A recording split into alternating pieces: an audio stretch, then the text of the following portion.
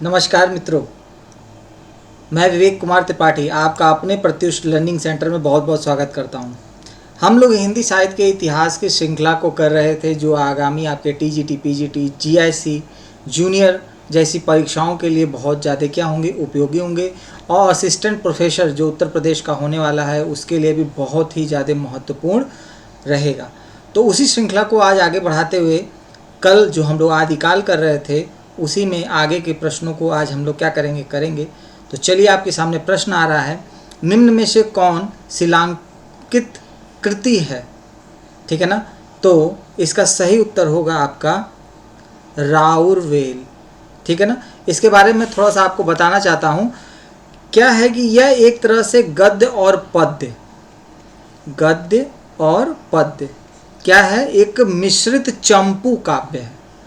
गद्य पद्य एक मिश्रित क्या है, चंपू काव्य। ठीक है, चंपू काव्य है। और इसमें जो है राउल नाम का जो है कैरेक्टर, ये एक नायिका का कैरेक्टर है जिसके नख सिक, जिसकी सुंदरता का क्या किया गया है, वर्णन किया गया है। और यह वर्णन क्या किया गया, पहले पद्य में किया गया था, फिर क्या किया गया, इसको गद्य में किया गया। और इस कृति के जो रचयिता हैं वो है रोड़ा नामक एक कवि हैं। कौन है?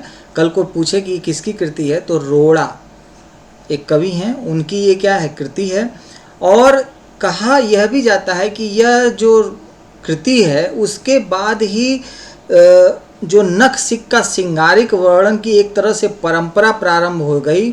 और इस कृति में यह भी कहते हैं कि इसमें 7 भाषाओं का क्या किया गया है, प्रयोग किया गया है। और जिसमें राजस्थानी भाषा का क्या है, सर्वाधिक प्रयोग है। तो प्रश्न ये भी आ सकता है कि 7 भाषाओं का प्रयोग किया गया तो किसमें कौन सी भाषा का सर्वाधिक प्रयोग है? तो वह प्रयोग है आपका राजस्थानी भाषा का। ठीक है ना। तो याद रखिएगा, अगला आने वाले एग्जामिनेशन में आपसे पूछा सकता है कि यह कैसा काव्य है, तो आपको उत्तर देना है गद्य पद्य मिश्रित चंपू काव्य है। और अगर यह पूछे कि यह किसकी कृति है तो यह कृति है आपकी रोड़ा की। ठीक है, चलिए आगे प्रश्न की तरफ बढ़ते हैं। ठीक है, तो यह प्रश्न है राउरवेल किसकी रचना है? तो ये क्या है, पद गद्य मिश्रित क्या है, एक तरह से चंपू काव्य है। ठीक है, सेम यही क्वेश्चन 2 साल लगातार रिपीट हुआ था। अगला प्रश्न है, निम्नलिखित में से कौन व्याकरण ग्रंथ के रूप में प्रतिष्ठित है? ठीक है, तो व्याकरण ग्रंथ के रूप में जो सही उत्तर होगा आपका उक्ति व्यक्ति प्रकरण। ठीक है, अब यहाँ पे क्या है कि सबसे पहले तो ये पूछेगा कि ये है किसका, तो ये है दामोदर शर्मा, इनकी एक कृति है। और यह जो थे एक महाराज थे महाराज गोविंद चंद्र, उन्हीं के क्या थे, राज दरबार में 12वीं शताब्दी के आसपास यह पुस्तक क्या की गई थी, लिखी गई थी। और हजारी प्रसाद द्विवेदी ने इनके ऊपर एक स्टेटमेंट भी बोला है कि उक्ति व्यक्ति प्रकरण एक महत्वपूर्ण ग्रंथ है। ठीक है ना।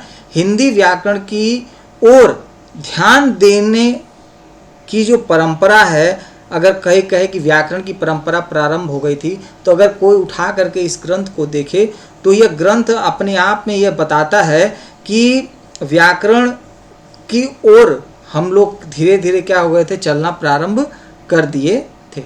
ठीक है, तो ध्यान रखिएगा इस चीज़ को।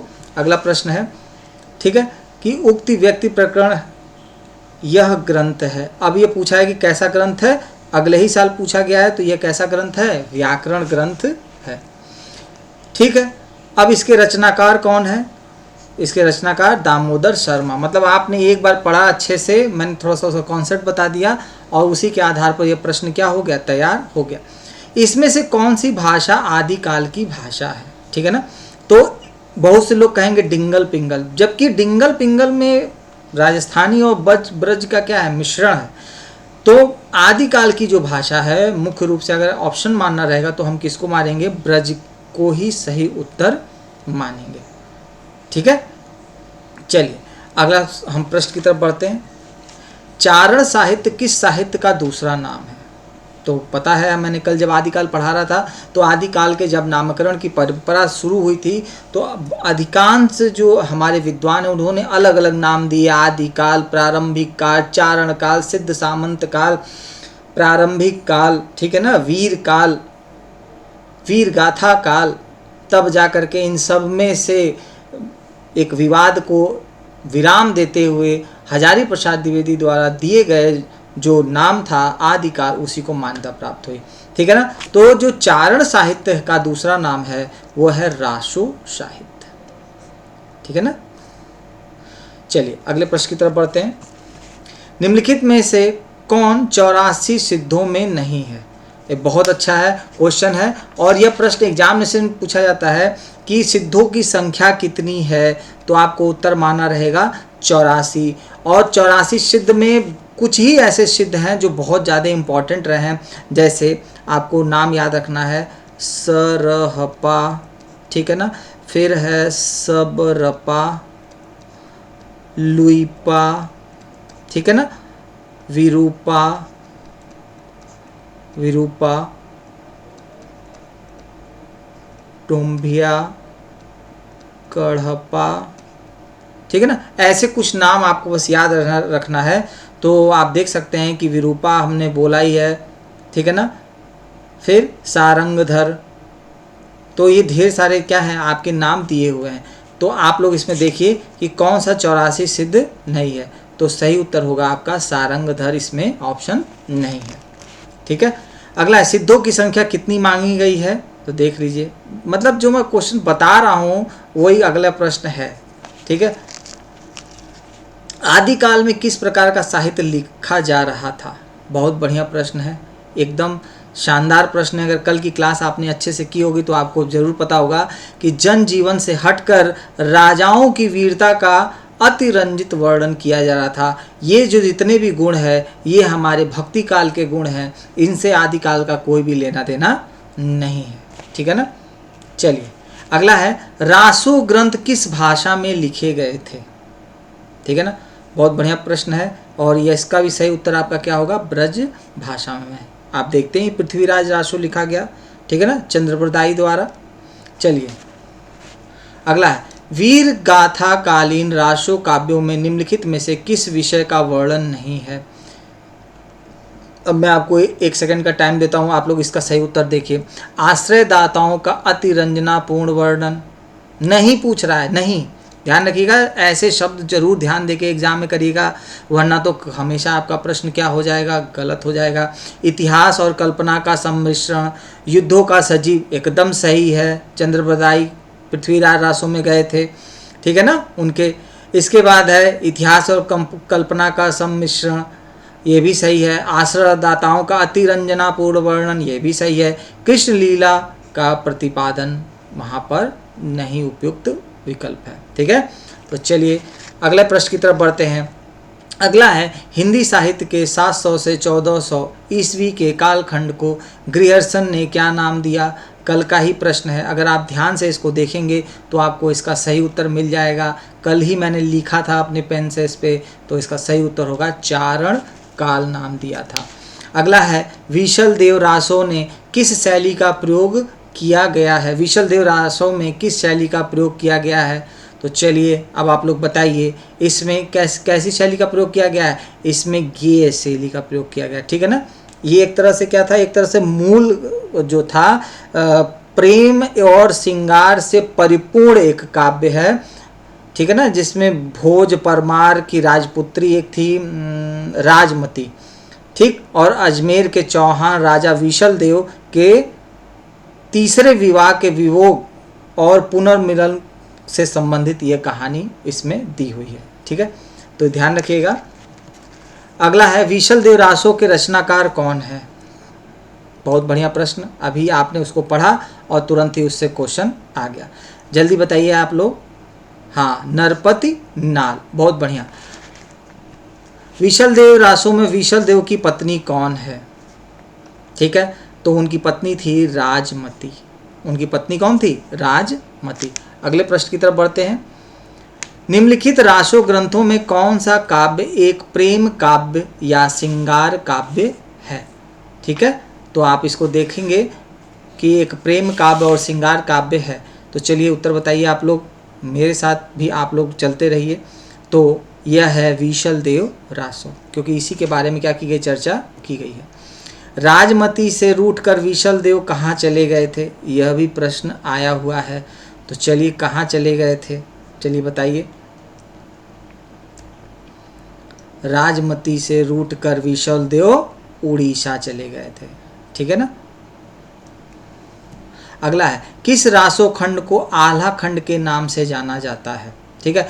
तो आल्हा खंड, ठीक है ना, ये जगनिक और परमाल रासो के जो काव्य है उसको क्या किया जाता है, आल्हा खंड के नाम से जाना जाता है, ठीक है ना। आल्हा और रुदल की वीरता की गाथा उत्तर प्रदेश का जो अवध का क्षेत्र है और मध्य प्रदेश का जो बुंदेलखंड का जो क्षेत्र है, उधर का जो कॉर्नर का यूपी और मध्य प्रदेश का लगा हुआ, वहाँ पर इनकी गाथाएं वीरता की क्या है, बहुत ज़्यादा फेमस है, ठीक है ना। अगला है, उत्तर प्रदेश में आल्हा खंड के नाम से कौन सा काव्य प्रचलित है। तो चलिए आ गया प्रश्न आपके सामने, तो वो है आपका परमाल रासो। फिर है, आल्हा और रुदल के चरित्र को वीर गीतात्मक काव्य के रूप में रचने वाले कवि। बहुत अच्छा प्रश्न है, तो यह भी आपको पता होना चाहिए कि वह कवि हैं आपके जगनिक, ठीक है। चलिए अगले प्रश्न की तरफ हम लोग बढ़ते हैं। अगला प्रश्न आपके सामने आ रहा है, ठीक। हाँ, आल्हा खंड नामक काव्य ग्रंथ का दूसरा नाम है, ठीक है ना। देखिए सारे प्रश्न क्या एक ही तरह है, घूम फिर करके आ रहे हैं, तो उसका नाम क्या होगा आपका, चलिए बताइए। आल्हा खंड का आपका दूसरा नाम परमाल रासो। अगला, परमाल रासो काव्य कृति के कवि का नाम। तो हूबहू वही प्रश्न घुमा फिरा करके लगातार परीक्षाओं में क्या किया गया है, पूछा गया है। मैं चाह रहा था कि इसको हटा भी दूं, लेकिन ये इतना ज़्यादा इन चीज़ों को तो अगर आप इन आल्हा खंड और परमाल रासो के बारे में पढ़ ले तो एक क्वेश्चन आपका यहाँ से क्या हो जाएगा, फिक्स हो जाएगा, ठीक है ना। आल्हा और रुदल नामक दो वीर सरदारों की वीरता पूर्ण लड़ाई का वर्णन मिलता है परमाल रासो में। कवि जगनिक की रचना कौन सी है, ठीक है। अब देखिए यहाँ परमाल रासो की जगह क्या हो गया, आल्हा खंड, ठीक है। अगले प्रश्न की तरफ बढ़ते हैं। आल्हा और रुदल किस राजा के सामंत थे, ठीक है। चलिए, आल्हा और रुदल किस राजा के सामंत थे, तो वो थे परमाल, वहीं परमाल रासो, ठीक है ना, जुड़ा है, तो परमाल राजा के सामंत थे। 12 बिरस ले कुकर जिए और 13 ले जिए सियार, बस 18 छत्री जिए आगे जीवन को धिक्कार। किस विधा की रचना है, बहुत अच्छा है, और यह विधा है आल्हा। आल्हा विधा में ही दिया हुआ है, क्षत्रियों का गुणगान किया गया है कि अगर आप वीरता से न जी सके तो फिर आपका जीवन को क्या है, धिक्कार है। वीर गाथा काल के प्रसिद्ध प्रबंध काव्य का क्या नाम है। चलिए, ये एक बहुत अच्छा क्वेश्चन है और ये क्वेश्चन कई बार एग्जामिनेशन में आ चुका है, और वो प्रबंध काव्य के रूप में हमेशा क्या जाना जाता है, पृथ्वीराज रासो काव्य को ही प्रबंध काव्य के रूप में क्या किया जाता है, जाना जाता है। चलिए अगला प्रश्न आपकी तरफ आ रहा है। रामचंद्र शुक्ल ने हिंदी का प्रथम महाकवि किसे माना है, देख लीजिए, और यह प्रश्न बहुत ज़बरदस्त है। और रामचंद्र शुक्ल ने हिंदी का महाकवि, प्रथम महाकवि किसे माना है, चंद्रवर्धन दाई को। पृथ्वीराज रासो को हिंदी का प्रथम महाकाव्य कहने वाले आलोचक, देखिए प्रश्न को थोड़ा सा घुमाया, क्योंकि रामचंद्र शुक्ल एक बहुत अच्छे क्या थे, आलोचक भी थे। और क्या किसने माना है, रामचंद्र शुक्ल जी ने। चंद्रवरदाई किसके दरबारी कवि थे, चलिए चंद्रवरदाई किसके दरबारी कवि थे, यह प्रश्न भी आ चुका है, और आप लोग इसका उत्तर देखिए, सबको पता होगा किसके थे, पृथ्वीराज चौहान जी के। अगला प्रश्न, हिंदी का प्रथम महाकाव्य किस रचना को माना जाता है।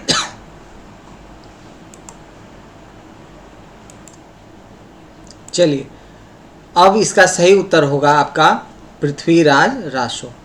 याद रखिएगा, पृथ्वीराज रासो को प्रथम महाकाव्य भी माना जाता है, ठीक है ना।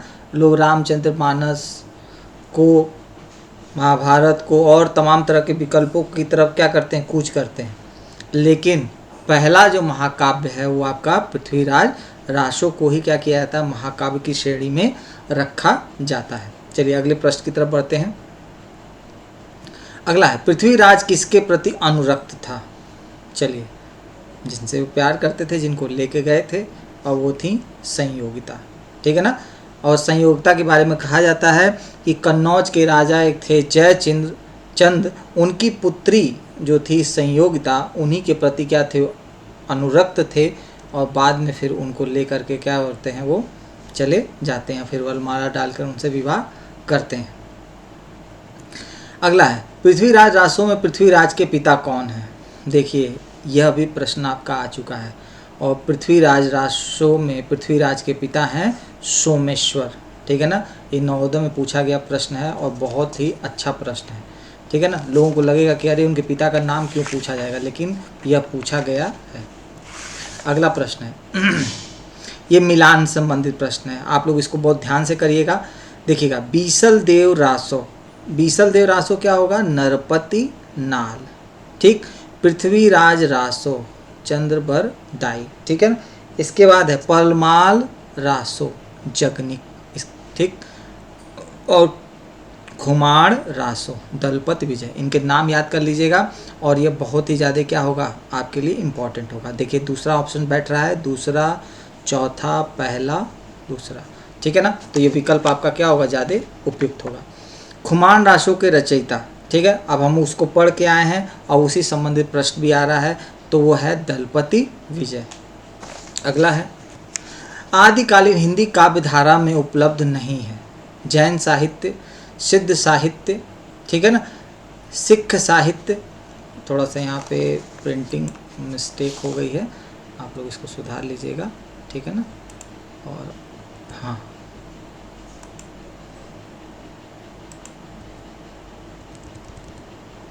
अब एकदम सही है। जैन साहित्य, सिद्ध साहित्य, सिख साहित्य और नाथ साहित्य, ठीक है। तो अब आपको देखना है कि इसमें कौन सा नहीं है, तो वो है सिख साहित्य। बाकी सारा आदिकाल में नाथ परंपरा है, सिद्ध सब परंपरा है, जैन में हेमचंद्र, विद्यापति सब देखेंगे तो वो सब इसी में आएंगे, ठीक है। अगला प्रश्न है, संवत 1050 से 1375 की काल अवधि में लिखे गए हिंदी साहित्य का वीर गाथा काल के रूप में नामकरण किसने किया था। बहुत ही आसान प्रश्न है, आप सभी लोगों को पता है किसने किया था, आचार्य रामचंद्र शुक्ल ने किया था। आचार्य रामचंद्र शुक्ल के अनुसार हिंदी साहित्य के आदिकाल की समय सीमा है। यह प्रश्न भी कल हम लोग चर्चा किए थे। उनके अनुसार विक्रम संवत 1050 से विक्रम संवत 1375 तक उन्होंने क्या किया है, माना है। चलिए अगले प्रश्न की तरफ बढ़ते हैं। निम्नलिखित में से कौन वीर गाथा काल की रचना नहीं है। संदेह रासक, आल्हा खंड, भक्तमाल, जय मयंक जस चंद्रिका, ठीक है ना। तो ये भक्तमाल की रचना नहीं है। भक्तमाल के जो थे नाभा दास, ठीक है। और आप देखेंगे कि यह भक्ति काल की रचना है, न कि आदिकाल या वीर गाथा काल की रचना है। अगला है, निम्नलिखित में से कौन सा कवि आदिकाल का नहीं है। चंद्रबरदाई है ही, जगनिक है ही, देखिए यही प्रश्न घुमा के पूछा, और नाभादास नहीं है। अगला है, निम्न में से कौन सी रचना आदिकाल की है। विद्यापति पदावली, भ्रमर गीत, बीजक, सूरदास, ये सारे भक्ति काल की रचना। केवल एक विद्यापति की जो पदावली है वो कौन सी रचना है, आदिकाल की रचना है। बहुत ही अच्छा प्रश्न था, ठीक है। चलिए अगले प्रश्न की तरफ बढ़ते हैं। आदिकालीन साहित्य का प्रमुख रस है, सबको पता है कि यहाँ पर नाम रखे गए हैं, तो इसका मुख्य रस क्या है, वीर का रस है, वीरता का, प्रधानता का। विद्यापति ने कुल कितने ग्रंथों की रचना की, ठीक है। तो विद्यापति ने टोटल 14 ग्रंथों की रचना की, और इनकी अधिकांश जो रचनाएं हैं वह संस्कृत में और आहट्ट भाषा में लिखी गई। कीर्ति लता, कीर्ति पताका, ठीक है ना, पदावली इनकी क्या है, और मैथिल कोकिल भी इनको कहा जाता है। ब्रज भाषा मिश्रित शैलियों का भी इन्होंने क्या किया है, प्रयोग किया है। बाकी तो आप पढ़े ही हैं। विद्यापति के पदों के पद किस भाषा में रचित हैं? ठीक है ना। तो विद्यापति के पद मैथिली भाषा में है, इसीलिए इनको मैथिल कोकिल भी कहा जाता है। ठीक है ना, याद रखिएगा। विद्यापति की कौन सी रचना अभी तक संपादित होकर प्रकाशित नहीं हुई? ठीक है ना, तो बहुत अच्छा प्रश्न है और आप इसका उत्तर दीजिएगा कीर्ति पताका। इनकी जो कीर्ति पताका है वो संपादित हो मतलब अभी तक संपादित होकर प्रकाशित नहीं हुई। ठीक है ना। अगला है विद्यापति इनमें से किस रचना के आधार पर मैथिल कोकिल कहलाया? अरे देखिए कितना बढ़िया प्रश्न है, मतलब मेरे मुख से वही प्रश्न दिमाग में वो चलने लगता है ना, उसका कॉन्सेप्ट प्रश्नों का, वो जो प्रश्नों का कॉन्सेप्ट चलता है तो उस हिसाब से आने वाले प्रश्नों की आवृत्ति भी क्या हो जाती है, उसी के अनुरूप बनती चली जाती है। ठीक है ना, तो पदावली। ठीक है। अगला है देसिल बयाना सब जन मिठा, बहुत अच्छा है, सिविल सर्विसेज में ये पूछा भी गया है। आईएएस का जो हिंदी लिटरेचर का एग्जामिनेशन होता है उसमें ये पूछा गया है, ये किसकी उक्ति है, और यह विद्यापति की उक्ति है। ठीक है ना। अगले प्रश्न की तरफ हम लोग बढ़ते हैं। इनमें से कौन सा कवि अभिनव जयदेव की उपाधि से विभूषित है? ठीक है, तो वो हैं आपके विद्यापति, उन्हीं को अभिनय जयदेव भी कहा जाता है। देख लीजिएगा, मैथिल कोकिल और अभिनय जयदेव दोनों कहा जाता है। ठीक है ना। आप मेरा नोट्स उठा के देखेंगे तो मैंने ये सारी चीज़ें उसमें लिखवाई हुई हैं। ठीक है ना, सेम यही क्वेश्चन आ रहा है तो उत्तर क्या होगा? विद्यापति। विद्यापति किसके आश्रित कवि थे? बहुत ही अच्छा प्रश्न है। ठीक है ना, ये मिथिला के निवासी थे और एक इनके महाराजा थे शिव सिंह सेंगर नाम था उनका, शिव सिंह कहीं कहीं पे मिलता है, उन्हीं के राज दरबारी क्या थे? कवि थे।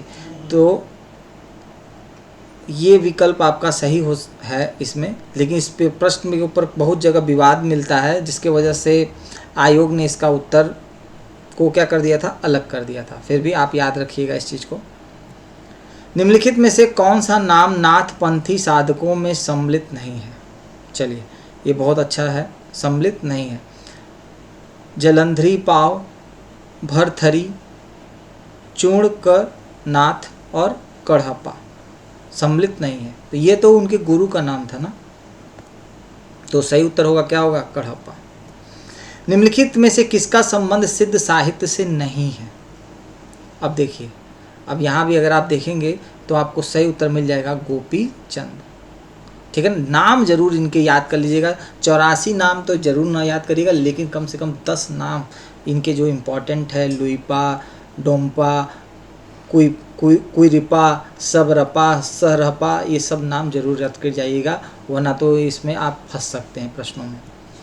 सरहपा का संबंध निम्नलिखित में से किससे है? ठीक है ना, तो चलिए देखते हैं सरहपा का संबंध इसमें से किस में है। इसको थोड़ा सुधार कर लीजिएगा, ये गलत हो गया है, टाइपिंग मिस्टेक हो जा रही है थोड़ी सी, लेकिन आप लोग को मैं सुधार कराते चलूँगा। हाँ, तो सरहपा का संबंध इसमें से किससे है? तो आपको पता ही होगा कि 84 सिद्ध थे, तो सिद्ध साहित्य से ही इनका संबंध होगा। चलिए अगला है नाथ पंथ के प्रणेता। ठीक है ना, नाथ पंथ के प्रणेता जो थे आदिनाथ थे। ठीक है ना।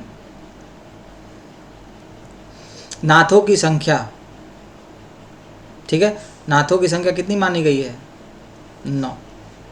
अब यहाँ पर आपको 9 नाथों के नाम जरूर याद हो जाने चाहिए, जैसे गोरखनाथ, फिर है चरपटी नाथ और नागानाथ, भर्तरी नाथ, गोपी चंद्र नाथ, ऐसे ऐसे 9 नाथ हैं, उनके नाम आपको जरूर याद होने चाहिए। ठीक है। इसके बाद अगले प्रश्न की तरफ बढ़ते हैं हम लोग। नाथ पंथ के प्रवर्तक, ठीक है ना, तो यहाँ पर गोरखनाथ और मत्स्येंद्रनाथ दोनों को नाथ पंथ का प्रवर्तक माना जाता है।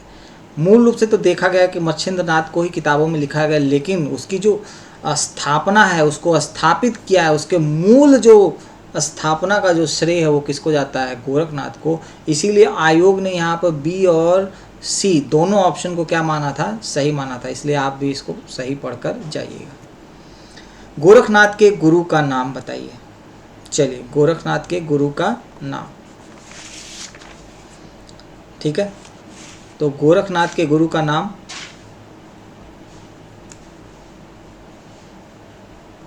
आ गया उत्तर आप लोगों को? मत्स्येंद्र नाथ। नाथ संप्रदाय में हठ योग का क्या अर्थ है? हठ योग, ठीक है ना। और जिस तरह सिद्ध जो थे वो मांस, मदिरा, मैथुन की तरफ बहुत ज़्यादा थे आकर्षित, लेकिन नाथ जो परंपरा थी और वो सिद्धों से ज़्यादा क्यों आगे बढ़ी? क्योंकि उन्होंने हठ योग को अपनाया। और आप देखेंगे कि ये हठ योग का जो प्रभाव है यह आपको गोरखनाथ से लेकर के भक्ति काल में, कबीर में, आगे जब बढ़ेंगे तो फिर और कवियों में, और मॉडर्न एज में अगर आप जाएंगे तो गांधी तक इस परंपरा के तत्वों का क्या किया है? मिलता है। तो नाथ परंपरा का जो ये हठ योग का तत्व है ये बहुत ही ज़्यादा क्या होता है? अच्छा है। ह का अर्थ होता है सूर्य और ठ का अर्थ होता है चंद्र, और दोनों का यह क्या है? एक तरह की योग क्रिया है। हठ योग का उपदेश किसने दिया था? ठीक है ना। अब देख लीजिए हठ योग का, देखिए कबीर का नाम दिया है ना, कबीर भी जाके जुड़ते हैं इससे। हठ योग का उपदेश दिया था गोरखनाथ जी ने। सिद्धों की साधना में शून्य का पूरक तत्व था, ठीक है। सिद्धों की साधना में शून्य का पूरक तत्व था वज्र, ठीक है ना। थोड़ा पढ़ लीजिएगा इसके बारे में, क्योंकि अभी मेरे पास इतना टाइम नहीं है कि मैं इनके पूरा बता सकूं। इसका कि तांत्रिक सिद्धों का जो आपका मूलाधार जो था भौतिकवादी था, सामंतवादी व्यवस्था, सत्ताधारी विचारधारा, ये सब चीज़ों को उसको मिला करके क्या था ये बनाया गया है। तो आप इसको देख लीजिएगा। सिद्ध कवियों द्वारा प्रयुक्त भाषा को कहा जाता है, ठीक है। तो सिद्ध कवियों द्वारा एक भाषा की प्रयुक्त है संध्या भाषा, ठीक है ना। संधान नहीं होगा, ये होगा आपका संध्या, ठीक है, संध्या भाषा, ठीक है ना। कहीं कहीं पे आपको ऐसे भी मिलेगा, लेकिन वो भी क्या है? विकल्प आपका सही, ठीक। अगले प्रश्न की तरफ बढ़ते हैं हम लोग, और यह हमारे आदिकाल का अंतिम प्रश्न है। और भी बहुत ढेर सारे प्रश्न हैं, वो नेट जीआरएफ से संबंधित है। हम उन प्रश्नों की तरफ भी आएंगे, उनके पेपरों को भी यहाँ पर डिस्कस करेंगे। लेकिन फ़िलहाल हम लोग एक टीजीटी पीजीटी मोड में चीज़ों को पढ़ते जा रहे हैं, और इसके बाद इसी के जो एडवांस जब इसका जुड़ेगा पार्ट इसमें, तो उसमें नेट जीआरएफ और पीएचडी रिसर्च से संबंधित जो क्वेश्चंस है वो भी इसमें ऐड हो जाएंगे। तो आपका एक कंप्लीट पैकेज पूरा क्या हो जाएगा? तैयार हो जाएगा। चलिए अंतिम प्रश्न की तरफ बढ़ते हैं। निम्नलिखित में से सिद्ध साहित्य के विषय में कौन सा कथन सत्य नहीं है? चलिए पढ़िए, ठीक है। सिद्ध साहित्य का झुकाव सहज साधना की ओर जाता है। अब यहाँ नहीं कहा, ये एकदम सही है। सिद्ध साहित्य के प्रथम कवि सर्वपा, ये भी हम लोग कल पढ़े थे। सिद्ध साहित्य की रचना चर्या, पद और दोहा में, ये भी एकदम सही है। और सिद्ध साहित्य का प्रणयन पिंगल भाषा में हुआ, यही क्या होगा? गलत होगा, ठीक है ना। तो यह आज आपका आदिकाल के कुछ प्रमुख प्रश्नों को मैंने आपसे डिस्कस किया, और ये अधिकांश प्रश्न जो आपके परीक्षा में आ चुके हैं और बहुत ही आपके लिए क्या है? महत्वपूर्ण सिद्ध होंगे। आपको इससे एक आधार मिलेगा तैयारी करने का कि पेपर का पैटर्न कैसे चल रहा है और किस आधार से आपको पढ़ना है और उनकी तैयारी करना है, ठीक है। तब तक के लिए अब आपसे विदा लेते हैं। कल फिर मिलेंगे नए टॉपिक के साथ इसी समय। तब तक के लिए जय हिंद, जय भारत।